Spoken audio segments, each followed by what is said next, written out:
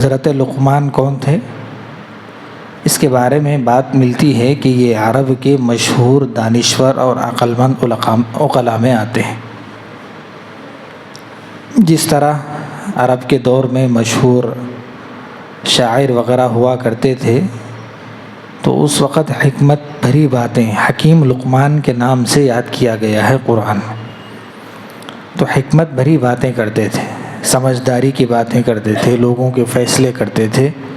تو اس زمانے کے جو کافر اور مشرک تھے، وہ لوگ بھی حضرت لقمان کی باتوں پر اعتماد اور اعتبار کرتے تھے۔ متفقہ طور پر یہ بات بھی ہے کہ حضرت لقمان نبی نہیں تھے، بلکہ ایک بزرگ تھے، ولی تھے، اللہ کے بہت زیادہ مقرب بندے تھے۔ ظاہری اعتبار سے بکریاں چراتے تھے۔ کسی نے پوچھا کہ آپ کو یہ چیزیں کیسی حاصل ہوئیں؟ تو انہوں نے کہا کہ میرے کو ایسی یہ چیزیں زیادہ تر سچ بولنا اور خاموش رہنے کی بنیاد پر یہ چیز میرے کو حاصل ہوئی۔ یعنی میں کسی سے بیکار گفتگو اور جہاں بیٹھے کسی اپنے کا تذکرہ یا کسی کا دوسرا تذکرہ، کسی بھی فضول بات سے میں نے پرہیز کیا ہے، اور جب بھی بات کیا میں نے سچ کیا۔ تو لوگوں نے کہا کہ شاگردوں نے کہ ہمیں کچھ نصیحت فرما دیجئے۔ تو انہوں نے کہا کہ سب سے پہلے اپنی نظر کی حفاظت کرنا، جس سے آدمی کا ذہن تیز ہوتا ہے اور حکمت بھری باتیں آدمی کے اندر آتی۔ تو اس کے لیے فرمایا آدمی اپنی نظر کی اور نگاہ کی حفاظت کرنا، اس لیے کہ جس طرح نظر کی آدمی کی حفاظت ہوتی ہے، تو نظر کے ذریعے سے ہی آدمی کے اندر، دماغ کے اندر، دل کے اندر اور جسم کے ذریعے سے گناہ کا ابھار پیدا ہوتا ہے۔ اور اگر نظر کی حفاظت ہو گئی تو فرمایا کہ نظر کی حفاظت کے ذریعے سے آدمی پرسکون اور بیکار باتوں میں ذہن نہیں لڑاتا، پرسکون رہتا ہے۔ تو اس کے حساب سے نظر کی سب سے پہلے حفاظت کرنا۔ امام شافعی علیہ رحمہ فرماتے ہیں جس طرح آدمی کے دیکھنے سے بد نگاہی کی وجہ سے، غلط نگاہی کی وجہ سے زنا کا حکم کہا گیا ہے کہ بھئی جس طرح آدمی کا غلط دیکھنا بھی ایک زنا کے درجے میں ہے، ایسے ہی غلط بولنا اور غلط سننا، غلط پکڑنا، غلط چلنا، یہ بھی گناہ کے درجے میں ہے۔ اور فرمایا یہ قرض ہے جو آدمی جس طرح کرے گا اس کے ساتھ زندگی میں اس کے اوپر لوٹایا جائے گا۔ اس کی رشتہ داری میں بہن کے ساتھ، ماں کے ساتھ، بیٹی کے ساتھ وہ قرض لوٹایا جائے گا جو آدمی غلط کام کرے گا۔ آدمی سوچتا نہ بھی، نوجوان کی نظر غلط اڑ جاتی، اور اکثر ہمارے پاس غلط کام کر بیٹھتے۔ تو امام شافعی علیہ رحمہ نے فرمایا یہ قرض ہے آپ کے اوپر کہ جو آدمی کسی ماں بہن یا بیٹی کے ساتھ غلط نگاہ ڈالتا ہے یا غلط کام کرنے کی کوشش کرتا ہے یا اس کے بارے میں غلط بات بولتا ہے، تو یہ چیزیں آپ کے ساتھ بھی پیش آنے والی ہیں، یا دنیا کے اندر آپ کے اوپر قرض رہیں گی، چاہے وہ آپ کی ماں ہوں، آپ کی بہن ہو، آپ کی بیٹی ہو، یہ پیش آئے گی۔ تو حکیم لقمان نے کہا کہ آدمی سب سے پہلے نگاہ کی حفاظت کرنا، جس سے آدمی کے اندر حکمت بھری باتیں پیدا ہوتی ہیں۔ دوسری بات فرمایا ہر وقت سچ بولنا اور جھوٹ کا سہارا کبھی نہیں لینا، تو اس سے بھی آدمی کو عزت والی زندگی نصیب ہوتی ہے۔ تیسری بات فرمایا جب بھی آپ وعدہ کر رہے ہیں، ایسے چیز کا وعدہ کرنا کہ اس کو آدمی آسانی کے ساتھ پورا کر سکے۔ جب آدمی پورا نہیں کر سکتا ہے تو وعدہ نہیں کرنا، جب وعدہ کر دیا ہے تو پورا کرنا۔ اور فرمایا کہ حلال رزق کا اہتمام کرنا، حرام رزق سے بچنا۔ آدمی کبھی بھی حرام رزق نہیں کھانا، حلال رزق کھانا۔ اور اس کے بعد فرمایا حلال کھانا، حرام رزق نہیں کھانا۔ اس کے بعد فرمایا پڑوسی کا خیال رکھنا، چاہے آپ جیسے بھی حالت میں ہو۔ بعض مرتبہ آدمی کی نگاہ اکثر عورتوں پر پڑوسی ہونے کے اعتبار سے پڑ جاتی ہے، تو نبی علیہ السلام نے فرمایا سب سے کمینہ اور ذلیل آدمی وہ ہے جو اپنی پڑوسی کی عورت پر نگاہ رکھتا ہے۔ اللہ کے رسول صلی اللہ علیہ وسلم نے بہت بڑی وعید بیان فرمائی اس بارے۔ تو یہ چیزیں کرنے کی وجہ سے آدمی کے اندر حکمت بھری باتیں پیدا ہوتی ہے، اور سوچ جو صلاحیت والی جو سوچ ہوتی ہے اس کے اندر وہ چیزیں پیدا ہوتی ہیں۔ بہرحال یہ تو اپنی جگہ ہے، حکیم لقمان نے یہ بات فرمائی۔ قرآن کے اندر جو تذکرہ کیا گیا ہے، حکیم لقمان اپنے بیٹے کو نصیحت کر رہے ہیں۔ یہ حضرت داؤد علیہ السلام کے بھانجے ہیں، اور حضرت ایوب علیہ السلام کے بھانجے ہیں۔ حضرت داؤد علیہ السلام کا زمانہ بھی یہ پائے، تو اس وقت حکمت بھری باتیں اللہ ان کی کرتے تھے، تو ان کی جو باتیں تھیں پسند آ گئی اللہ کو۔ بعض روایتوں میں یہ بات بھی ملتی ہے کہ اللہ کے رسول صلی اللہ علیہ وسلم جب دین اسلام پیش کرے تو کفار مکہ جو تھے ان سے بولے کہ ہمارے سے پہلے بڑے بڑے لوگ گزرے ہیں، کسی نے کوئی بات ایسی نہیں کہی جو آپ کہہ رہے ہیں، تو اللہ نے اس کو بھی سامنے رکھتے ہوئے یہ باتیں قرآن کے اندر بیان فرمائیں۔ تو اپنے بیٹے کو نصیحت کر رہے، تو اللہ تعالیٰ کو ان کی اولاد کو انہوں نصیحت کرتے ہوئے اتنے پسند آ گئے، تو اللہ نے اپنی زبان میں یعنی قرآن کی زبان میں اس کو وہ نصیحتوں کا تذکرہ قرآن کے اندر فرمایا۔ سب سے پہلے فرمایا بیٹا شرک نہیں کرنا۔ شرک کا مطلب آدمی کے اندر دینداری پختی رہنا، ادھر ادھر نہیں بھٹکنا، دین کے اعتبار سے، عقیدے کے اعتبار سے اللہ کے ساتھ کسی کو شریک نہیں ٹھہرانا۔ کبھی بھی اسلام کا اور دین کا معاملہ آ گیا، عقیدے کا معاملہ آ گیا، مذہب کا معاملہ آ گیا، آدمی پختگی کے ساتھ جمے رہنا، عمل کرنا۔ ادھر ادھر اگر بھٹکا تو بھئی ہم مسلمان رہ کے فائدہ نہیں ہے۔ ایمان والے کی شان یہی ہے کہ جب آپ نے کلمہ پڑھا ہے تو کلمے کے مقاصد کیا ہیں اور اس کی بنیادی باتیں کیا ہیں۔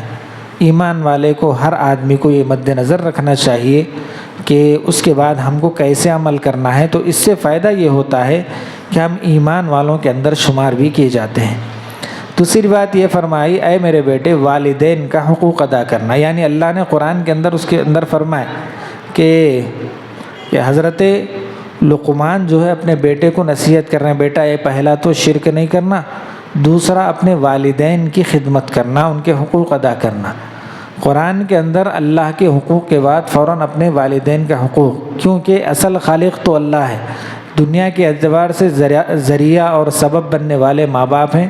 جس طرح اللہ کو ایک مان کر اس کی عبادت کرنا ہے، ایسے ہی اپنے والدین کی خدمت کرنا ہے۔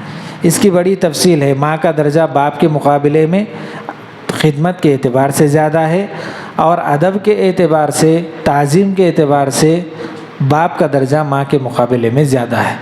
ایک درجہ باپ کا ہے، 3 درجے ماں کے ہیں۔ اس وجہ سے فرمایا کہ ماں کا درجہ اور باپ کا درجہ دونوں کا بھی جو ادب ہیں اس کو ادا کرنا ہے۔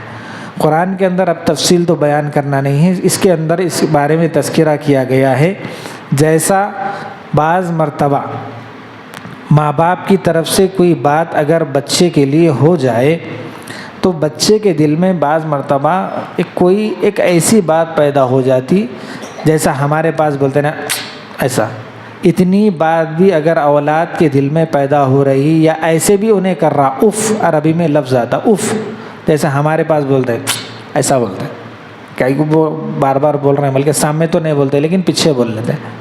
تو اتنی بات کی بھی اللہ کے نزدیک والدین کے حق میں اگر بچہ کر رہا ہے تو اللہ کے نزدیک پکڑ کی جائیں گی، اس سے بھی احتیاط کرنا ہے۔ اس کے بعد فرمایا، یہاں تک کہ فرمایا اگر والدین آپ کے کیسے بھی ہوں، جاہل ہوں، گوار ہوں، ان پڑھ ہوں، یہاں تک کہ فرمایا کافر بھی ہوں، تو ان کے ساتھ بے ادبی کرنے کا حکم نہیں دیا گیا، ادب کے ساتھ رہنے کا حکم دیا گیا، اور ساتھ میں رہنے کا بھی حکم دیا گیا، وَصَاحِبُهُمَا فِي الدُّنْيَا، ساتھ میں رہ کر ان کی خدمت کرنا، اس لیے کہ جیسا آدمی اپنے ماں باپ کے ساتھ کرے گا، اپنے بہن بھائیوں کے ساتھ سلوک کرے گا، آپ کی اولاد کا وہ قرض ہے کہ آپ کی اولاد آپ کو دیکھ کر بھی ویسے ہی کرے گی جیسے آپ ماں باپ، بہن بھائی، بیوی کے ساتھ آپ سلوک کر رہے ہیں۔ تو آپ کے اولاد، اگر آپ اپنے والدین کو نہیں پوچھتے اور اولاد سے امید رکھ رہے ہیں کہ میری اولاد میری بڑے ہو کر خدمت کرے، ایسا ہرگز ہو ہی نہیں سکتا۔ اللہ نے قرآن کے اندر، حدیث کے اندر نبی نے فرما دیا ہے، ماں باپ کا درجہ ایک ایسا ہے کہ ان کے ساتھ زیادتی دنیا کے اندر بھی سزا کا مستحق ہے، آخرت کے اندر تو سزا کا مستحق ہے ہی۔ تو والدین کے حقوق کے بارے میں فرمایا گیا ہے۔ اس کے بعد تیسری نصیحت اپنے بیٹے کو حضرت لقمان کر رہے ہیں، دیکھو بیٹا آپ جو بھی کر رہے ہیں، چاہے اچھائی کرو برائی کرو، کھلم کھلا کرو چاہے چھپ کر کرو، ہر اچھائی ایک نہ ایک دن اور ایک نہ ایک وقت ظاہر ہو کر رہے گی، ہر برائی ایک نہ ایک وقت اور ایک نہ ایک دن چھپ کر یا ظاہر ہو کر رہے گی۔ لوگ بولتے ہیں نا بھائی، لوگ بولتے ہیں چاہے اجتماعی گناہ ہو چاہے انفرادی گناہ ہو۔ انفرادی گناہ کا مطلب کوئی آدمی کوئی ایسا کام کر رہا ہے کہ جس سے دنیا کے چھپ کر پہاڑ کے غار میں بھی کر رہا ہے، پہاڑ کے غار میں بھی اگر کر رہا ہے تو اس میں فرمایا گیا ہے کہ اللہ تعالیٰ اس کو ایک نہ ایک وقت ظاہر کرے گا، جب ظاہر کرے گا تو آدمی پشیمان ہوگا۔ اجتماعی گناہ جیسے مثال کے طور پر آپ کسی کے پارٹنر ہیں، آپ کسی کے پارٹنر ہیں، آپ کے دل میں ایک بات ہے لیکن پارٹنر سے کاروبار کرتے ہوئے کوئی ایسی بات دل میں ہے جو اس کو دھوکہ دینے کی آپ کوشش کر رہے ہیں، ظاہری اعتبار سے نہیں بتا رہے، لیکن اللہ تعالیٰ وہ بات بھی ایک نہ ایک وقت ظاہر کرے گا جو آپ کے لیے آگے چل کر نقصان دہ ہوگی۔ اللہ یہی فرما رہے ہیں۔ انفرادی گناہ چھپ کر، اگر کوئی آدمی ایسا گناہ زنا کر رہا ہے، شراب پی رہا ہے، کچھ بھی گناہ کر رہا ہے، چھپ کر ظاہر کیا جائے گا۔ کوئی ایک آدمی بند مٹھی صدقہ دے رہا ہے، خیرات کر رہا، لوگوں کو دیکھ رہا کہ بھئی یہ لوگاں تو ویڈیو وغیرہ بنا رہے ہیں، فوٹواں لے رہے ہیں، میں یہ دیکھ کے میرا کیا فائدہ؟ نہیں، اللہ فرما رہا ہے جو تم اچھائی کرو گے چھپ کر وہ بھی اللہ ظاہر کر کے بتائے گا، جو تم برائی کرو چھپ کر وہ بھی اللہ ظاہر کر کے بتائے گا۔ حضرت لقمان اپنے بیٹے کو یہ نصیحت کر رہے ہیں، بیٹے ظاہری اعتبار سے جیسی زندگی ہے باطنی اعتبار سے اندر بھی ویسی سے رہنا، اندر الگ باہر الگ نہیں رہنا، اندر جیسے ہیں باہر ویسے، باہر جیسے اندر ویسے، کھلے کھلے رہنا۔ اپنے بیٹے کو یہ نصیحت کر رہے ہیں۔ اس کے بعد فرمایا جب آدمی یہ چیزوں سے پاک صاف ہو جاتا ہے تو آدمی کے لیے ضروری ہے سب سے پہلے اللہ کے سامنے سجدہ ریز ہو جانا، نماز قائم کرنا۔ نماز کی پابندی کی وجہ سے آدمی ڈر کر بہت سی گناہوں سے بچتا ہے۔ جیسے مثال کے طور پر جو آدمی مسجد کو آنے والا رہتا ہے جھوٹ بولنے سے بچتا ہے، چوری کرنے سے ڈرتا، آواز نہ کو کرو نہیں تو ذرا دور لے کے بیٹھو، چوری کرنے سے ڈرتا ہے، بات کرنے سے ڈرتا ہے، تو اس سے نماز جو ہے سب سے پہلے برائیوں سے روکتی ہے۔ اگر نماز صحیح ہے تو نماز کو قائم کرو۔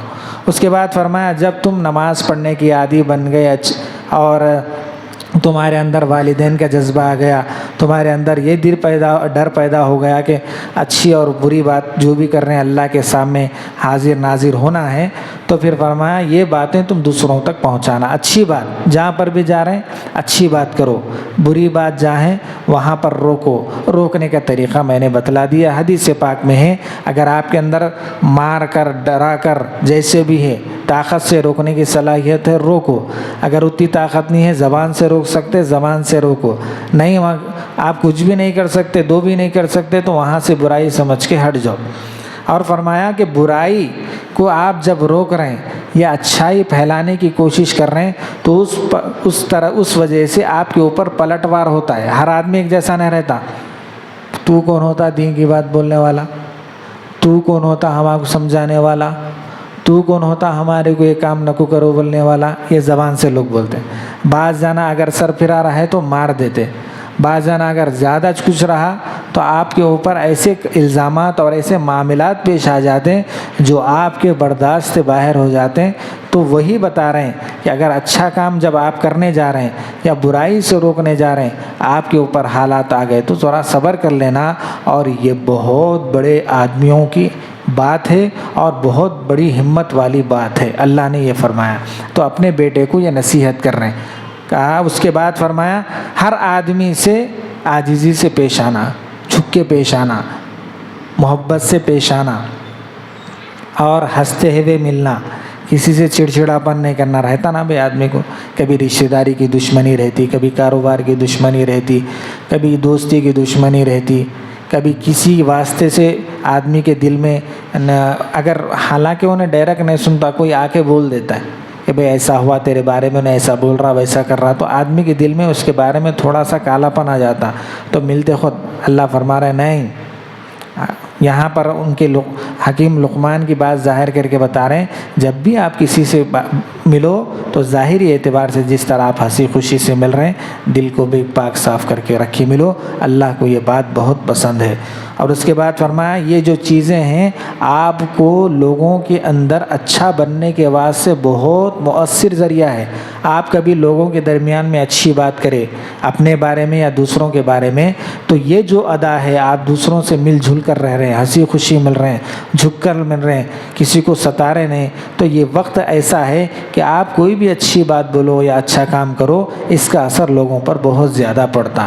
اس کے بعد فرمایا آدمی کے اندر بناوٹی مزاج نہیں رہنا۔ آدمی آج کل آیا نا بھائی اسٹائل مارنے کا، نوجوانوں کے اندر، بوڑھوں کے اندر بھی آ رہا، نوجوانوں کے اندر بھی آ رہا، بوڑھوں کے اندر بھی آنا، اسٹائل والا مزاج نہیں رہنا، بناوٹی مزاج نہیں رہنا، اللہ تعالیٰ کو یہ ناپسندیدہ ہے۔ اب دیکھو آدمی کی ایک عمر رہتی کہ آدمی کے اندر ایک فیشن کا جذبہ ہوتا ہے، جب فیشن کا جذبہ ہوا تو کپڑوں کے اوپر، بالوں کے اوپر، چہرے کے اوپر، اپنے جسم کے اوپر زیادہ زور دیتا۔ دیکھو ایک چیز ہے آدمی کو ضرورت کی حد تک بناؤ سنگار درست ہے، لیکن آپ اس کو زندگی کا مقصد اگر بنا رہے ہیں تو یہ درست نہیں ہے۔ آپ کی زندگی کا مقصد وہ ہے اس نے نا، تو اس وجہ سے گزارش یہ ہے کہ بھئی بعض مرتبہ تو ایسا محسوس ہوتا ہے کہ بعض نوجوان جب گزرتے ہیں تو پہچاننا بھی مشکل ہو جاتا ہے، پہچاننا بھی مشکل ہو جاتا ہے کہ مرد ہے آدمی، عورت ہے، مرد ہے کہ عورت ہے، ویسی حالتیں کر کے اس کو فیشن سمجھ رہے ہیں۔ اور قرب قیامت کی نشانیاں بھی ہیں، لوگ مردوں والی جو حیت ہے وہ عورتیں اختیار کریں گی، عورتوں والی جو حیت ہے وہ مرد اختیار کریں گے، یہ قیامت کی نشانی بھی ہے۔ تو آدمی مرد کے جیسا رہنا، چلتے وقت بھی نرمی اختیار کرنا، ایک انداز سے چلنا، تکبر دل میں پیدا نہیں ہونا، وہی بتا رہے ہیں چلنے میں تکبر نہیں رہنا، بولنے میں تکبر نہیں رہنا۔ اب ہمارے بابا ایسے، ہم ایسے، ہمارے پاس مال ہے، ہمارے پاس گاڑی ہے، بلڈنگ ہے، کب تک رہتی؟ وقت رہتا ہے، سب ختم چھوڑ کے جانے والے ہیں، نہیں چھوڑ کے گئے تو آخر میں موت ہے، جو تمہارے کو موت سب سے چھٹکارا دلا کے بھیجا دیتی۔ کتنا کما کے کیا کرتے؟ اچھے اچھے بادشاہ لے کے نہیں گئے، جو زندگی بھر بادشاہت کرے، پوری دنیا پہ بادشاہت کرے۔ سکندر جیسا بادشاہ بھی یہی بولا مرتے وقت، ڈولے سے میرے دونوں ہاتھاں نکال کے لے کے جاؤ تاکہ لوگوں کو عبرت ہونا کہ پوری دنیا پر حکومت کرنے والا بادشاہ بھی خالی ہاتھ جا رہا ہے، کچھ بھی لے کے نہیں جاتے۔ اس وجہ سے اللہ فرما رہے ہیں ہر اچھے کام جو آپ لوگوں کے درمیان میں کر رہے ہیں ایسی شان سے جینا ہے کہ لوگ جانے کے بعد بھی اس کا تذکرہ کرنا، ظلم کر کے نہیں، تکبر کر کے نہیں۔ تو یہ چیزیں آدمی کی بناوٹ سے نہیں آتی، آدمی کے اخلاق سے آتی۔ اس کے بعد فرمایا جب بھی بات کر رہے ہیں آواز نیچی کر کے کرنا، کھلی کرنا، صاف کرنا، چیخ کے نہیں کرنا۔ اللہ قرآن کے اندر فرما رہے ہیں، حکیم لقمان کی جو باتیں ہیں اپنی اولاد کو بتا رہے ہیں، جب بھی کوئی بات کر رہے ہیں اپنی اولاد کو بتانا، کھلی بات، پکی بات اور صاف جو آپ بات بول رہے ہیں، کھلی بات، ادب کے دائرے میں رہ کر اگر آپ کریں گے تو یہ چیزیں اگر ہر آدمی اپنے اولاد کے اندر پیدا کرے گا تو اس کا فائدہ یہ ہوگا کہ وہ دنیا میں تو روشن اور چمکدار ہو جائے گی، آخرت میں اللہ کے نزدیک بھی باعزت ہوگی۔ یہ 7-8 نصیحتیں اللہ نے حکیم لقمان کی جو اپنے اولاد کو کیے ہوئے ہیں، اللہ نے اس کا تذکرہ قرآن کے اندر کیا ہے۔